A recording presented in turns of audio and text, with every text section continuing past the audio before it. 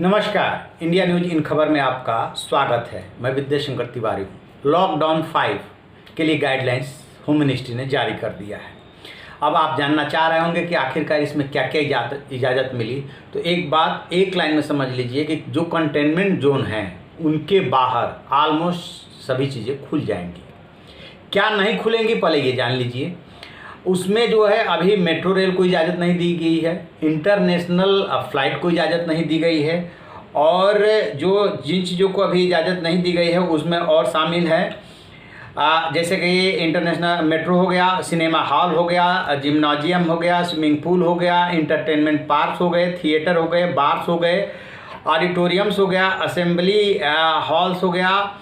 इसके अलावा इसी तरीके के जो गैदरिंग वाली चीज़ें हैं उसको अलाउ नहीं किया गया है, चाहे वो सोशल हो, पॉलिटिकल हो, स्पोर्ट्स हो, इंटरटेनमेंट हो, एकेडमिक हो, ये सब नहीं किया गया है। और ये थर्ड फेज में जो है इनके लिए opening will be decided based on assessment of the situation. अब ये कब खुलेंगे ये आप जानना चाह रहे होंगे, तो ये सिचुएशन को पहले देखा जाएगा, डिस्कस किया जाएगा, उसके बाद इस पर डिसीजन लिया जाएगा। ये इन चीज़ों की अभी इजाज़त नहीं मिली है। दूसरी चीज़ बता दें कि ये गाइडलाइंस जो जारी हुआ है वो 1 महीने के लिए हुआ है, यानी कि 1 जून से 30 जून के लिए। पहले आप देख रहे होंगे कि 2-2 हफ्ते के लिए चल रहा था। अब आते हैं कि फिर इजाज़त किसको मिली है। तो इजाज़त मिली है, वो मिली है कि जितने भी आपके कम्युनिकेशंस हैं और आवागमन के जो साधन हैं और उस सबको इजाज़त दे दी गई है। यदि कहीं रोकना होगा, जैसे बसों को लेकर के था कि इंटर स्टेट नहीं चल सकती, स्टेट में रिस्ट्रिक्शंस था कुछ, वो सब हटा लिया गया है।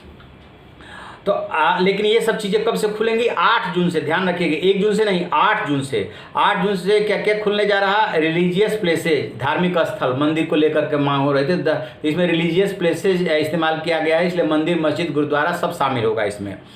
और इसके बाद होटल, रेस्तरां, अदर हॉस्पिटलिटी के जो सर्विसेज हैं, वो शॉपिंग मॉल्स, इनको जो है परमिशन दे दिया गया है। 8 जून से ये खुल जाएगी। और इसका जो है, इसके लिए जो हेल्थ मिनिस्ट्री है वो गाइडलाइंस अलग से बनाएगी कि जब खुलेगा तो इसमें क्या क्या आपको स्टैंडर्ड ऑपरेटिंग प्रोसीजर एडॉप्ट करना होगा, जिसको कि SOP बोलते हैं। 8 तारीख से ये खुलने जा रहा है। जो नहीं खुलेगा वो बता दिया। अब सबसे बड़ा सवाल ये है कि स्कूल, कॉलेज, इंस्टीट्यूट्स, उनके बारे में क्या होगा।